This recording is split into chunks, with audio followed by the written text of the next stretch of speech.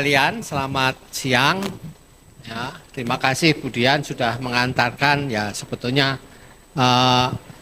saya hanya sharing saja dari pengalaman yang saya alami dan apa yang saya ketahui. Dan saya kira ada beberapa materi yang barangkali sudah disampaikan sebelumnya. Saya mohon maaf karena saya sebetulnya ingin sekali untuk ikut setiap sesi di sini, tetapi karena ada berbagai hal sehingga terpaksa saya belum bisa mengikuti semuanya. Tetapi saya sudah mencoba untuk mempelajari beberapa presentasi yang disiapkan sebelumnya.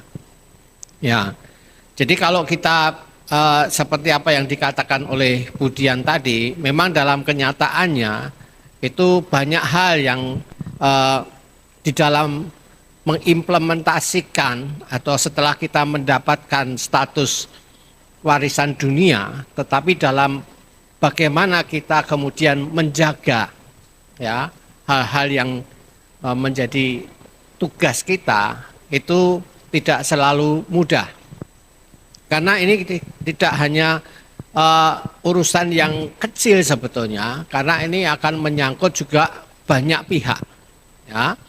Apalagi yang bertanggung jawab itu sebetulnya adalah state party, artinya negara. Ya, bukan hanya sekedar pengelola itu sendiri, ya, tapi ini ada tanggung jawab negara. Nah, oleh karena itulah sebetulnya ini bukan hal yang kecil gitu. Jadi saya bisa memahami kalau ada semacam keresahan di antara para pengelola ini karena seringkali kalau saya mendengar dari beberapa yang sudah dikatakan, otoritasnya itu terbatas. Nah, itu persoalannya. Ya, nah itu. Nah, saya ingin membicarakan apa yang diminta untuk disampaikan, tapi ini tentu saja hanya bagian kecil ya mengenai kompetensi, kapasitas, dan tantangan pengelolaan warisan dunia. Apalagi dalam waktu yang relatif singkat ini, kita tidak bisa membicarakannya secara rinci, misalnya saja kompetensi ya. Nah, sebetulnya kalau masalah kompetensi ini ya sebetulnya banyak hal ya. Sebetulnya World Heritage Center itu sudah menyediakan banyak bahan untuk belajar. Nah, yang pertama catatan saya itu adalah apakah kita mau belajar atau tidak, itu persoalannya. Ya, sama halnya dengan kompetensi ini. Kompetensi ini sudah ada satu panduan yang rinci. Ya, berikutnya. Nah, ini misalnya, ya. Jadi di situ sudah ada khusus, ya, bagaimana ada suatu kerangka yang dipakai untuk menunjukkan bagaimana harusnya warisan dunia itu dikelola dan apa saja yang dibutuhkan kemampuan-kemampuannya, kompetensi-kompetensi apa saja. Ya. Nah, secara umum dalam setiap organisasi itu sudah pasti apa yang disebutkan di situ, kompetensi itu selalu terdiri dari 3 hal minimal. Ada yang menambahkan 4 hal dan sebagainya, tapi itu variasi-variasi untuk peningkatan di setiap bidang. Yang jelas adalah harus punya knowledge, ya. Nah, kemudian skill dan kemudian adalah attitude, ya. Jadi harus ada pengetahuan, ada keterampilan melaksanakannya, dan juga sikap-sikap bagaimana itu harus dilaksanakan. Ini adalah hal yang umum, ya. Hampir di setiap organisasi, setiap pekerjaan pasti akan memperhitungkannya seperti itu, ya. Nah, kalau kita kemudian membahas tentang World Heritage, ya, World Heritage ini mempunyai panduan, tetapi tidak secara ya harus sama seperti itu, tidak. Tentu saja berdasarkan pada kasusnya masing-masing. Membagi menjadi 4 level, ya. Ada yang kerjaannya itu yang praktis-praktis, yang membutuhkan skill, ya, terutama keterampilannya. Ada yang di tingkat menengah yang sudah mulai seperti mandornya begitu ya. Jadi sudah mulai mengelola beberapa bidang dan sebagainya ya. Kemudian ada yang kemudian lebih senior lagi dan akhirnya di puncaknya. Nah, ini mestinya tercermin di dalam struktur organisasi badan pengelolanya. Ya. Bagaimana? Oleh karena itu kalau kita lihat ketika dalam nominasi mereka akan ditanyakan, kamu punya tenaga untuk mengelolanya berapa? Ya, di bagian nominasi itu ada berapa ahlinya, berapa yang pelaksananya, siapa yang melakukan, misalnya seperti itu. Ya, nah itu juga nanti akan diperhitungkan. Ya. UNESCO membaca nominasi lah, orangnya sedikit sekali.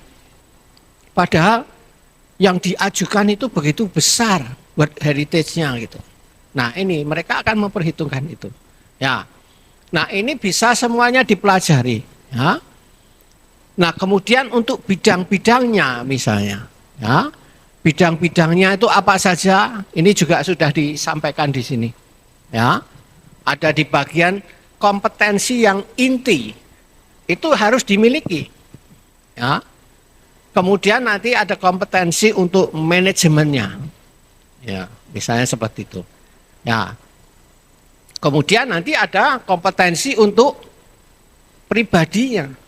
Pelaksana-pelaksananya itu juga punya kompetensi masing-masing, tetapi setiap bidang tentu membutuhkan yang lain. Dan kemudian ada yang betul-betul khusus. Ya. Nah ini sudah dibagi sangat rinci oleh mereka. Ya. Slide berikutnya. Nah ini adalah contohnya, kalau diidentifikasikan, kita itu membutuhkan 199 kompetensi. Nah kalau kita bicarakan di sini semuanya ya kan nggak mungkin selesai.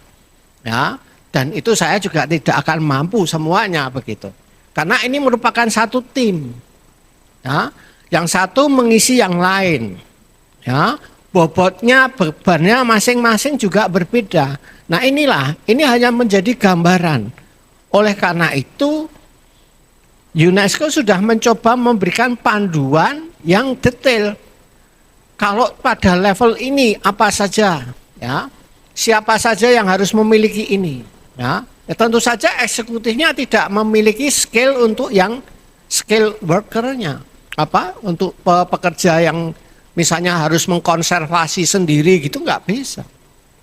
Nah saya tentu saja tidak akan membicarakan ini ya karena ini artinya kita sudah punya resource, kita sudah punya bahan belajar. Oleh karena itu yang saya ingin dorong bahwa sebetulnya kita itu bisa mencari bahan-bahan yang sudah disediakan UNESCO itu pertama. Ya, sudah tersedia. Mulai dari bagaimana managing World Heritage ya, menyiapkan nominasi, sudah ada disaster ya, misalnya bagaimana menyiapkannya, itu sudah ada panduan-panduannya. Hanya kemudian kita mencoba menerapkan itu dalam konteks kita masing-masing. Nah itulah. Ya. Nah tentu saja ini mereka hanya memberikan panduan yang umum karena mereka tidak bisa satu kasus. World Heritage sekarang sudah ribuan, lebih dari 1000. Nah, walaupun nanti mereka akan memberikan best practice-nya. Ini loh contoh yang baik seperti ini. Ya. Sebetulnya Bali itu salah satu ya perencanaan manajemennya itu termasuk menjadi contoh. Ya. Di dalam buku itu coba diperhatikan. Tetapi dalam kenyataannya kenapa dia ditegur terus? Lah itu persoalan. Nah ini masalahnya. Karena apa? Kita bagus dalam merencanakan. Karena seringkali dibantu dengan tim ahli. Tetapi ketika tim ahlinya selesai, ditinggal. Lah yang menjalankan bagaimana? Nah inilah. Ya, kenyataannya seperti itu. Oke, jadi ini saya hanya bisa menyarankan untuk kompetensi ini. Kalau ingin mau detailnya, ya kita bisa belajar di sini ya. Mungkin perlu satu workshop khusus, misalnya pusat mau menyelenggarakan bagaimana kita coba diteliti. Kira-kira kita kurangnya apa lah, misalnya seperti itu. Paling tidak sebagai bahan evaluasi dulu. Ya, oke, berikutnya. Nah, kalau kita secara umum ya, yang saya alami, Maka saya ingin menyampaikan beberapa hal ya, misalnya seperti ini. Kalau bagi saya pengetahuan yang dibutuhkan, ya, itu karena World Heritage menyangkut masyarakat, kita harus tahu masyarakatnya. Kalau kita mau bekerja menjadi pengelola di situ atau bagian dari pengelola itu, kita harus tahu masyarakat tempat World Heritage itu. Ya, itu. Dan kemudian itu tadi saya katakan World Heritage itu tidak bisa dikelola sendirian. Banyak pihak, menyangkut masalah politik, sosial dan sebagainya. Ya, kebijakan pemerintah misalnya, baik itu pusat maupun daerah, maka kita harus tahu. Kita harus tahu kondisinya itu seperti apa. Nah, kemudian konteks budayanya. Nah, ini sekali lagi kembali pada masyarakat. Ya, itu. Kita harus tahu konteks budayanya.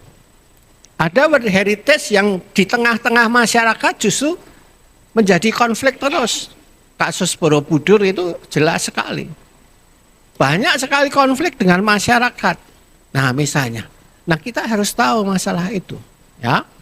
Dan tentu saja settingnya ini terutama untuk Indonesia, World Cultural Heritage itu di bawah Dirjen Kebudayaan ya sebagai focal point. Nah, kemudian juga Kementerian Kebudayaan dan akhirnya baru negara. Nah, oleh karena itu kita harus tahu posisi kita itu di mana organisasi kebudayaan ini. Tentu tidak perlu sangat detail, tapi paling tidak garis besarnya harus tahu. Ya. Nah, kemudian sikap, ya. Nah, sikap ini kira-kira ya yang pasti dalam konteks seperti ini kita memang harus selalu kritis. Ya.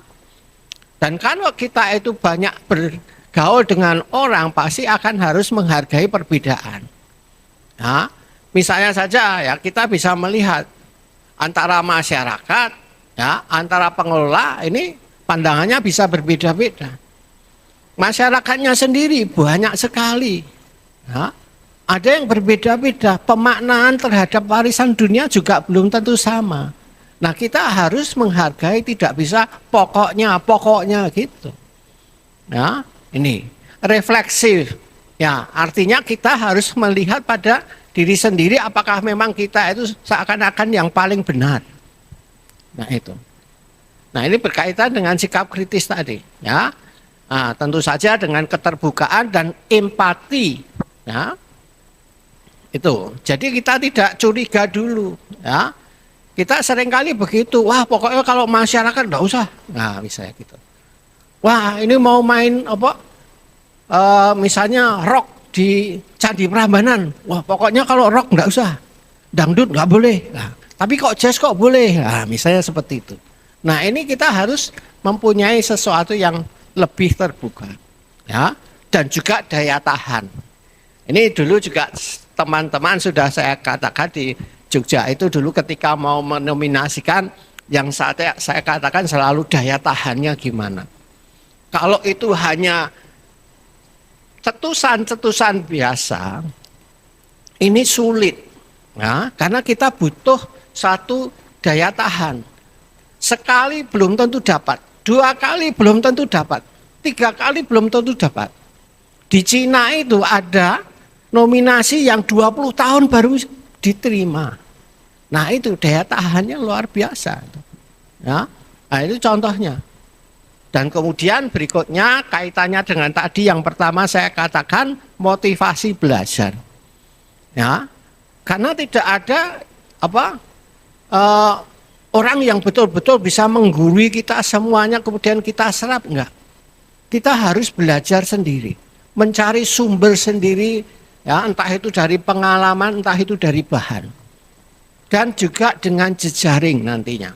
Ya, yaitu, kalau kita tetap saja di tempat sendiri, kita nggak bisa belajar ya. Karena ini membutuhkan benchmarking dan sebagainya. Ya, itu kompleksitasnya. Ya. Nah, ini saya senang sekali ya Yogyakarta menginisiasi adanya sharing seperti ini. Ini adalah bagian dari benchmarking. Oh, di sana kasusnya begini, bagaimana cara menanggulanginya. Nah, ini ya saling belajar. Ya, saya kira ini adalah salah satu hal yang positif sekali. Oke. Ya. Ya, kemudian keterampilan ya tentu saja komunikasi lintas budaya, pendampingan ya.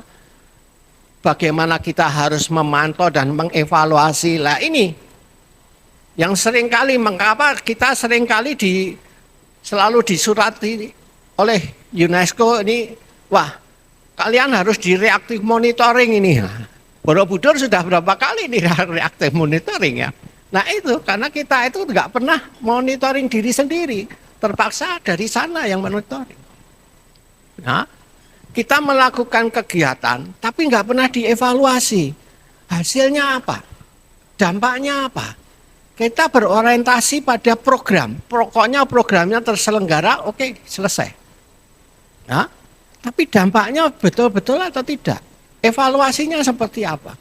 Nah, saya coba saja, apakah pernah ada laporan-laporan yang berkaitan tentang evaluasi ini? Ya, nah ini, sudah berapa tahun ini apa saja yang sudah bisa terlaksana? Nah, misalnya seperti itu. Ya, nah itu. Nah, berikutnya adalah bagaimana kemampuan kita membentuk jejaring.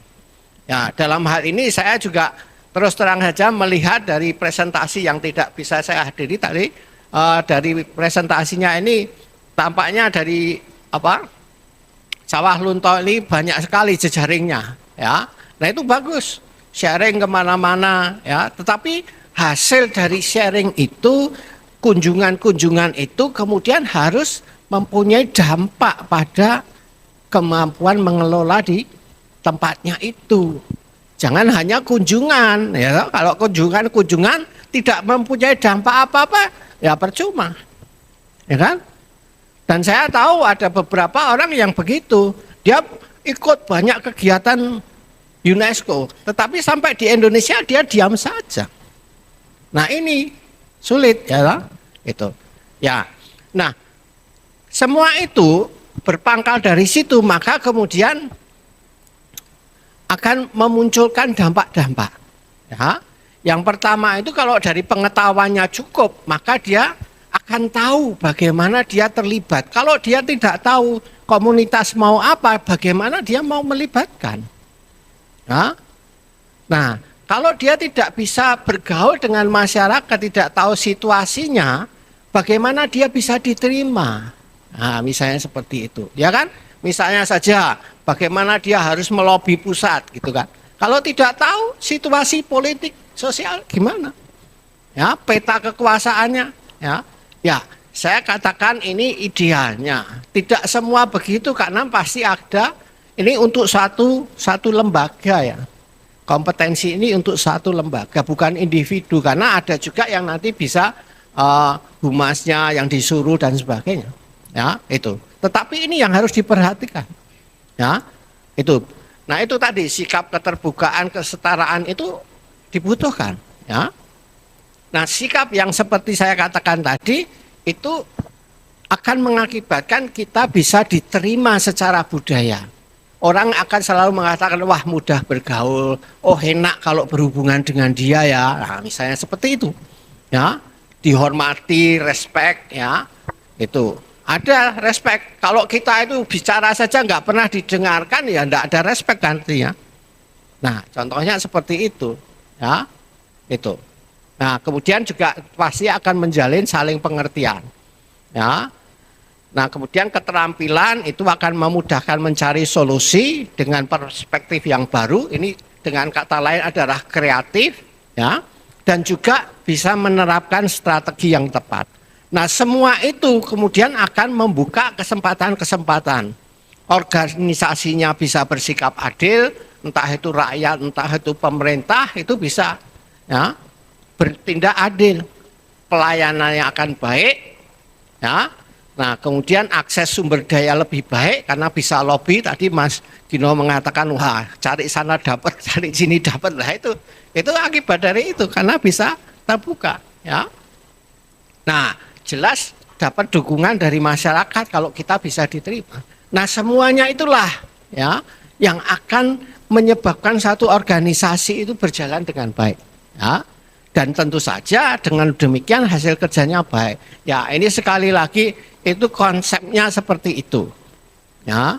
Dan ini tentu saja harus dibagi rata. Tadi kan sudah ada kolom-kolom tadi ya, ada bidangnya masing-masing. Oke, berikutnya. Nah, ini agak panjang ini. Ya. Nah, kalau kebutuhan organisasi itu secara sumber-sumber dari luarnya, ya, pengetahuan tentang di luar, ini yang pertama tentu saja mungkin ini sudah disinggung dari presentasi sebelumnya, Mas Rizky ya. Itu tadi kita tahu dulu konvensi kita itu apa, yang membawai World Heritage itu apa. Ya, semangatnya yang penting, tidak perlu hafal satu persatu pasal-pasalnya. Tapi yang penting semangatnya itu. Ya, semangatnya adalah konservasi. Nah, kalau kita tahu semangatnya konservasi, bagaimana dengan pariwisata? Nah, misalnya seperti itu, toh. Boleh saja, tapi itu harus seimbang. Ya, misalnya seperti itu. Ya. Nah, semuanya dikembalikan pada semangatnya itu. Nah, kemudian ya konvensi itu diturunkan menjadi operational guideline. Nah, itulah yang harus kita pelajari lebih detail lagi. Seringkali masalah-masalahnya tuh di situ. Ya, kenapa kita sering dapat teguran? Karena kita tidak memahami operation guideline itu. Misalnya kasus sekarang saja, Borobudur sekali lagi. Satranya mau dipasang atau tidak? Ya. Nah, pada bingung, UNESCO boleh enggak ini? Nah, kita harus memahami kondisi catra yang seperti itu di dalam operation guideline itu termasuk kegiatan apa? Ya. Misalnya saja rekonstruksi. Rekonstruksi guideline-nya seperti apa? Yang boleh seperti apa, yang tidak boleh seperti apa. Nah, misalnya gitu. Ya. Nah, itu kemudian baru kita bisa memberikan masukan. Mungkin pada para petinggi yang akan memutuskan, kita memberikan masukan. Ini loh, kalau menurut UNESCO harusnya seperti ini, seperti ini, seperti ini. Ya. Jadi memungkinkan enggak? Ya kalau bagi saya memungkinkan. Apakah UNESCO tidak akan marah?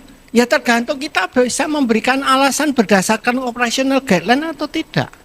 Kalau kita tidak bisa memberikan, pokoknya maunya pemerintah saya seperti ini gitu. Nah, ya sudah, nggak ada alasannya.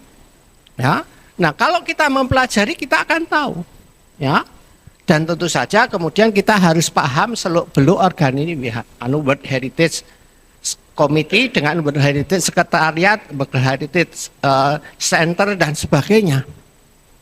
Karena disitulah nanti kita akan mempunyai hubungan. Ya, tentu tidak harus detail, tapi background secara garis besar harus tahu kemana kita akan. Misalnya tadi ada yang menyarankan resource-nya dari mana ya, cari. Ya, ya oke, berikutnya. Nah, kemudian tentu saja ada pemahaman tentang state of the art dari warisan budaya secara umum. Ya.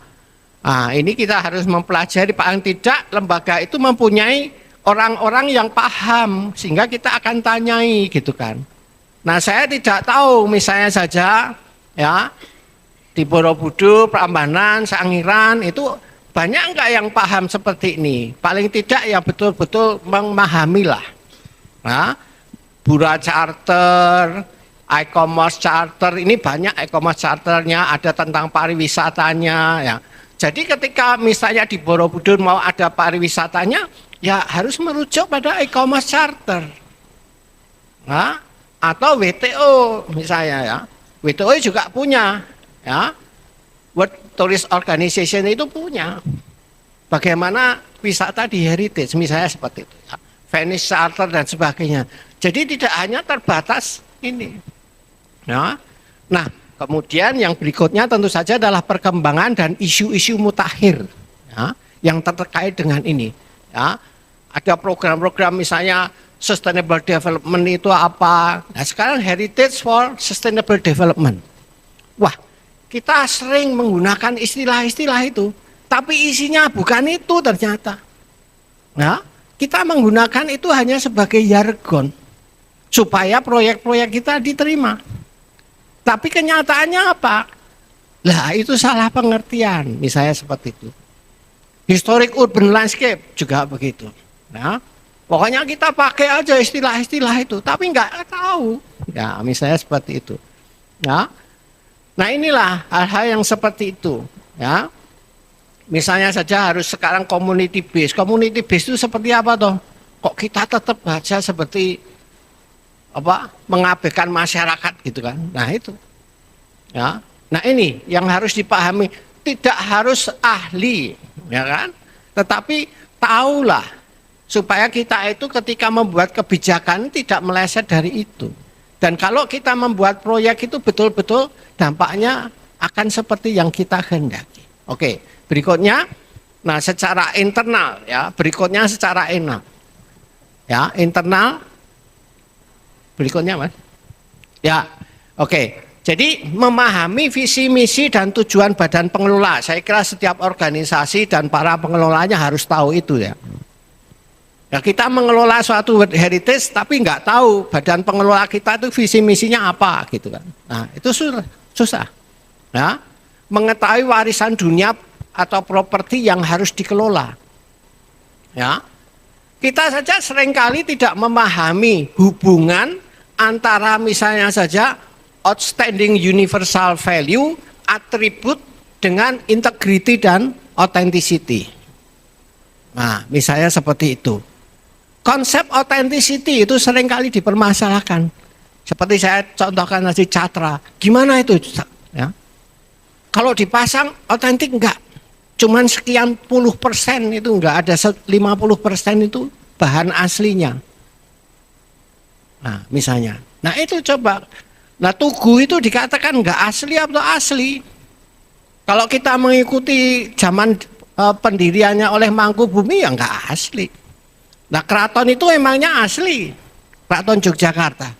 Enggak. Ya. Jadi ini konsep keaslian itu harus dipahami betul. Ya, tidak berarti harus semuanya bahan dari zaman dulu persis seperti itu, enggak boleh berubah. Nah, ini konsep-konsep itu saja kadang-kadang nggak dipahami, ya. Nah, kemudian secara umum tentu saja harus tahu apa itu prinsip manajemen budaya. Tidak harus detail, prinsipnya saja. Nah, itu pokok-pokoknya saja. Tapi ya tentu saja harus ada staf yang nanti bisa tahu secara detail. Kemudian kita juga harus mengetahui sumber daya pendukungnya apa. Dana kita dapat dari mana saja. Kita boleh menggali dana dari mana saja. Nah, misalnya seperti itu. Apa yang bisa kita gunakan? Mana yang boleh dan tidak? Nah, misalnya sumber dana kita itu dari mana? Nah, itu. Kita punya apa? Nah, misalnya seperti itu. Ya. Kemudian memahami kedudukan dalam organisasi. Nah, posisi organisasi kita itu seperti apa? Badan pengelola ini seperti apa terhadap pusat, terhadap pemerintah daerah. Ini kita harus tahu posisinya. Kalau enggak, kita sulit menempatkan diri. Ya, nah itu. Juga setiap pribadi di dalam organisasi juga tahu tugas saya apa. Ya, misalnya seperti itu.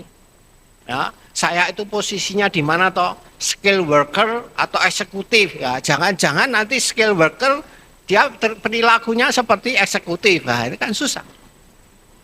Nah itu ya.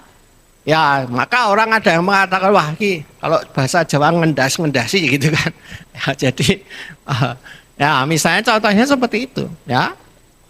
Nah, kemudian ini yang lebih penting lagi adalah memahami dokumen rencana pengelolaan warisan dunia. Itu. Nah, ini seringkali kita kalau ditanya mengelola tetapi tidak tahu perencanaannya bagaimana. Manajemen plan-nya seperti apa. Nah, ini.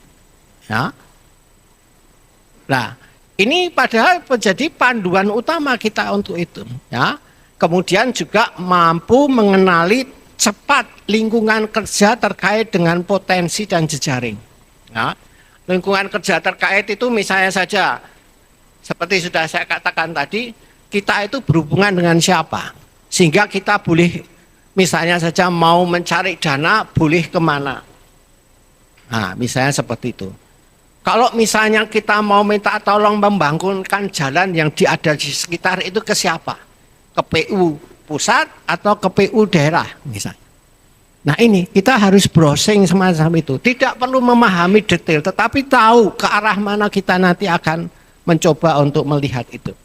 Ya, ya sekali lagi ini sebagai tim. Kalau kita hanya satu individu nggak bisa, nggak mampu 199 kompetensi, ya kan? Nggak mampu. Harus gotong royong. Nah, oleh karena itu dibutuhkan sikap-sikap tadi, nggak main-main sendiri gitu. Oke, baik berikutnya. Ya, saya takutnya waktunya. Oke, ya jadi kemudian sampai ke kapasitas personal. Ya, nah ini juga sekali lagi pasti pada level-level tertentu tidak bisa diterapkan semuanya. Ya, yang tugasnya di eksekutif itu ya tentu saja memimpin karena dia punya anak buah banyak. Ini porsinya harus lebih banyak. Memimpin itu artinya apa? Mampu membuat dan mengawal pelaksanaan keputusan atau kesepakatan. Nah ini, kita seringkali memutuskan tapi nggak bisa mengawal. Nah ini, ya, itu dibutuhkan kepemimpinan. Ya, dia menjadi terdepan. Ya, nah ini, kemudian menjadi terdepan dalam mewujudkan visi dan misi dalam organisasi. Kita tidak bisa menuntut itu dari skill workernya, ya, tetapi kita membimbing mereka, ya, kita memberikan contoh pada mereka. Nah itu terdepan, ya, mendistribusikan tugas dan kewenangan, ya. Jangan hanya menunggu, ya, karena kita harus tahu planning kita seperti apa. Nah itu, ya, jadi memberikan distribusi kerja harus ada, ya. Tidak tergantung hanya pada orang-orang tertentu, ya. Seringkali dalam satu organisasi nanti apa-apa si A, apa-apa si A, apa-apa si A gitu. Si A sedang sakit 1 minggu saja kita bubar, nggak bisa mengerjakan. Nah ini, ya. Jadi harus bisa meanukan apa ini, ya. Jadi seringkali terjadi seperti itu. Wes pokoknya karena dia pintar, cepet nyamuk ya. Tidak keset, misalnya seperti itu, dapat gawean terus. Nah, kalau dapat gawean terus bebannya berat ya cepat sakit juga gitu kan. Nah, ya, seperti itu. Ya, seringkali. Jadi itu tadi. Kalau sudah ada pembagian kewenangan ya sudah. Nah, ini leadernya itu yang harus mengatur. Mengelola. Kemampuan mengelola sumber daya budaya tadi sudah disebutkan. Harus paham dulu. Kalau mengelola itu seperti apa gitu kan. Nah ini. Ya, seringkali banyak orang saya tanya bedanya melestarikan dengan mengelola pelestarian apa? Ah, seringkali nggak pada tahu. Ya, itu. Ya, ternyata pelestarian sama dengan pengelolaan. Saya tanya dulu kalau teman-teman di BPCB. BPCB itu mengelola atau melestarikan? Nah, misalnya gitu. Mereka merasa sudah mengelola, tapi ketika ditanya unsur-unsur dari pengelolaan ternyata nggak ada. Nah, misalnya seperti itu. Ya. Tapi ya betul, wong mereka namanya Balai Pelestarian kalau dulu ya kan. Jadi nggak apa-apa. Itu mungkin tugasnya bukan mengelola gitu. Jadi belum sampai mengelola. Ya, mengelola sumber daya manusia saya kira kita sudah tahu semua. Sumber daya keuangan dan lainnya. Ya, ada infrastruktur ya, kita punya gedung dan sebagainya. Ini enggak saya sebut satu persatu. Nah, teknis ini adalah memahami program kerja dan cara evaluasinya itu tadi. Ya, manajemen plan harus tahu dan evaluasinya. Nah, itu. Seringkali enggak dievaluasi, ya. Menggalang dana dan menyediakan sumber daya lainnya. Nah, ini. Tadi sudah ada di skill tadi ya. Memasarkan ini berupa komunikasi internal dan eksternal, bukan memasarkan seperti memasarkan barang ya. Tetapi juga memasarkan ide dan sebagainya di antara anggota organisasi itu. Sehingga yang kecil pun di bawah paham apa yang dimaksud. Ya, Kalau harus laporan ke atas, paham, bisa dipahami apa yang mau dikehendaki gitu. Ya. Nah ini, dan itu memang tidak mudah. Nah, itu. Kemudian menguasai teknologi. Tidak semua berarti teknologi yang canggih, dalam pengertian teknologi secara umum ya, artinya teknologi bukan alat saja, tetapi cara-cara pemesahan. Ya. Jadi melaksanakan program secara efisien. Itu. Nah, itu yang disebut teknologi, karena teknologi itu fungsinya membuat efisien dan efektif. Ya, itu. Kemudian beradaptasi, mampu belajar untuk memperbaiki kelemahan, selalu tadi sudah ada refleksif, ya, menanggapi dengan bijak dan kreatif perubahan yang terjadi. Seringkali manajemen plan itu sudah direncanakan bagus, tapi dalam pelaksanaannya terjadi hal-hal di luar dugaan. Nah ini harus segera bijak dan kreatif, ya, menanggapi perubahan itu. Nah ini. Dan kemudian berani melakukan perubahan. Seringkali kita itu berhenti di situ. Yang dari dulu ya begini kok, ya gitu. Udah pokoknya seperti ini saja, cari selamat gitu kan. Nah ini, nah itu tidak akan memungkinkan adanya kemajuan-kemajuan. Ya itu saya kira beberapa hal yang perlu diperhatikan kalau kita harus bicara masalah kompetensi sampai ke kapasitas ya. Berikutnya. Mungkin ini adalah tantangan ke depan, ya, yang terakhir. Ya, jadi kita sudah memahami semua bahwa kalau kita bicara masalah warisan budaya dunia atau warisan budaya yang lain, yang 3 komponen yang paling penting itu adalah, yang pertama adalah value dulu. Ya, all heritage is intangible, karena apa? Karena yang penting adalah value. Ya, nah. Kalau tidak ada value, nggak ada ini bendanya itu. Karena dianggap biasa saja, nggak ada nilainya, kan begitu. Ya.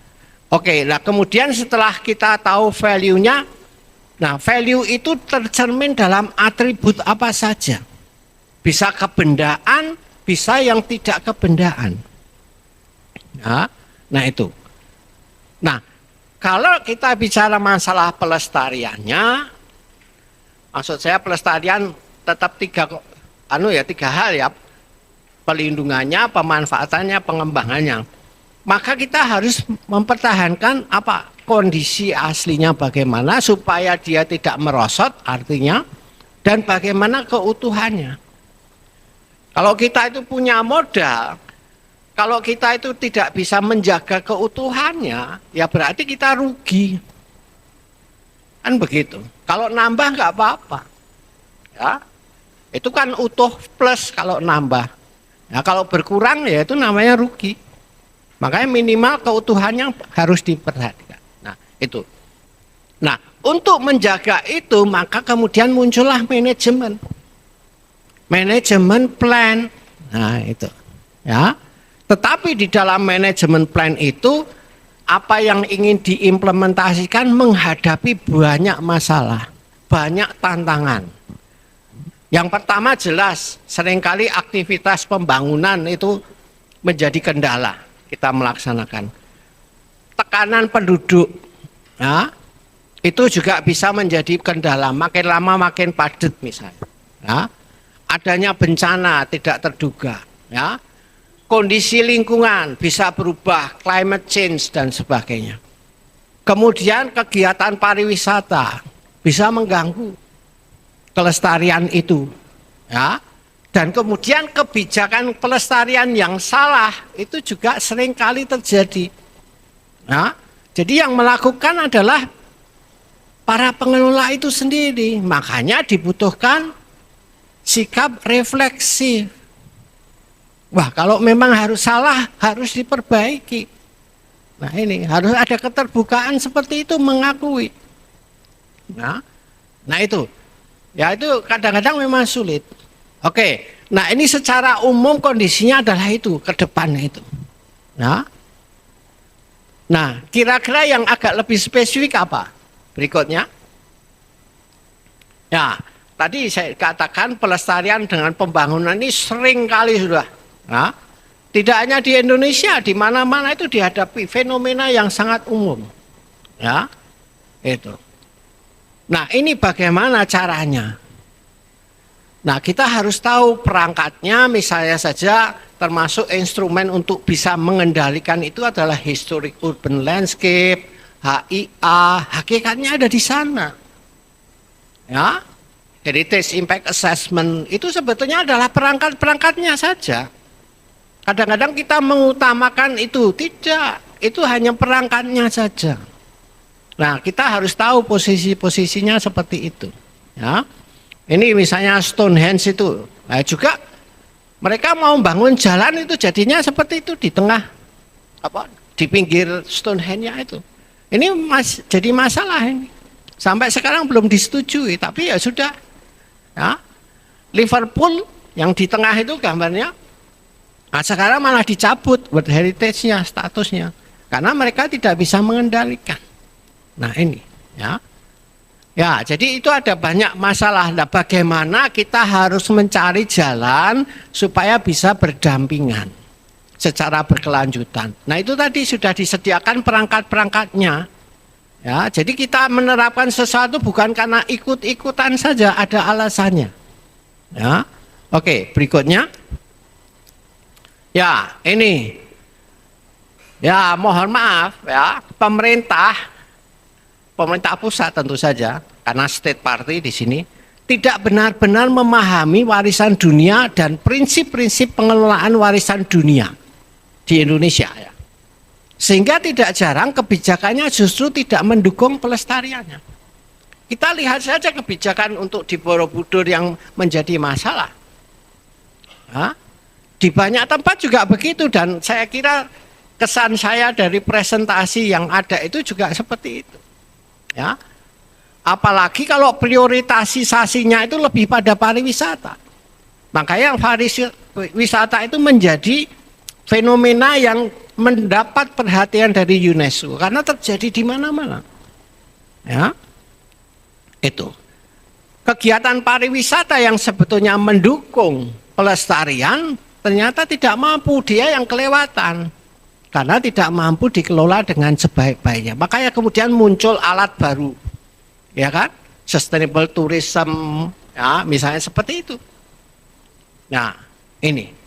Nah ini kemudian harusnya pemerintah kita refleksi, kita itu gimana sih? Kita cenderung mau mengajukan banyak, ya misalnya saja di tentatif masih banyak listnya, belum semuanya dikerjakan. Jadi ambisinya untuk mengajukan jadi World Heritage tinggi, tapi ketika sampai pada pengelolaannya, nah itu tadi Komodo jadi masalah, ya kan? Borobudur jadi masalah, nanti mana lagi? Ya, nah ini contohnya. Oke, berikutnya. Nah, terbatasnya sumber daya manusia dan sumber belajar untuk peningkatan kapasitas pengelolaan warisan budaya. Perguruan-perguruan tinggi belum banyak yang mengembangkan ini. Ya, sehingga kita sulit untuk ini. Ya, sumber belajar, ya. Misalnya saja saya pernah menyarankan untuk menerjemahkan beberapa ya sumber yang berasal dari UNESCO ya, tetapi dengan cara mengadopsi di sini ternyata juga nggak jalan. Nah contohnya seperti itu ya. Ya oke, berikutnya terbatasnya sumber daya manusia. Ini mengulang ini. Oh untuk ya oke. Berikutnya Mas. Langsung saja ya. Nah ini belum ada badan pengelola khusus warisan budaya dunia yang memiliki otoritas dan sumber daya yang mandiri. Nah ini ya. Sejauh ini semuanya masih berpusat pada pemerintah. Kita lihat aja bagaimana. Nah ini kesulitannya. Sangat tergantung pada pemerintah. Ya. Tidak ada badan pengelola seperti yang di Malaysia, di India itu sudah ada. Di banyak tempat sudah ada. Ya, betul-betul badan pengelola. Ya. Itu. Jadi dia dipercaya, diberi otoritas. Bahkan sampai perizinan ya, itu juga ada pada mereka. Nah itu. Tapi di sini sulit. Karena itu tadi campur aduk dengan pemerintah, kepentingannya beda-beda. Di pemerintah itu kepentingannya beda-beda, menteri yang satu minta ini, yang menteri satu ini minta itu. Nah ini kan jadi sulit. Ya. Oke, berikutnya. Ya, meningkatkan komitmen, nah ini yang terakhir ya saya kira, dan kemampuan mengimplementasikan rencana pengelolaan warisan dunia secara nyata dan konsekuen. Jadi saya sering melihat bahwa manajemen plan yang direncanakan, yang sudah disetujui UNESCO itu hanya jadi dokumen. Ya, tapi saya tadi sudah mendengar cerita baiknya, misalnya Jogja sudah mencoba ketika budgeting termasuk di dalamnya merujuk pada manajemen plan. Nah, moga-moga nanti bisa lebih baik ini. Karena akan lebih nyata. Nah, kalau beberapa saat yang lalu saya lihat manajemennya mengatakan ini prioritasnya seperti ini, kegiatannya yang dilakukan beda. Nah ini, ya. Nah itu karena apa? Karena ya ini saja yang mudah dikerjakan, ini saja pertanggungan jawab mudah. Gitu kan. Nah, apalagi kalau fisik cepat gitu kan. Nah ini administrasi menjadi ini. Ya saya kira itu mungkin sudah terlalu banyak saya bicara. Ya nanti malah nggak bisa semua. Ya saya kira itu Budian. Ya terima kasih.